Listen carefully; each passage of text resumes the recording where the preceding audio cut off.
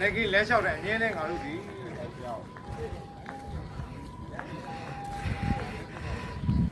ဘယ်လိုဘာလို့ ဟောနှစ်စုလုံးလဲသွားတာ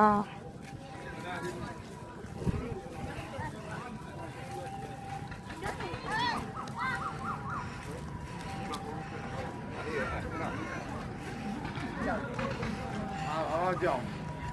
ဒီစရာကြီးဒီ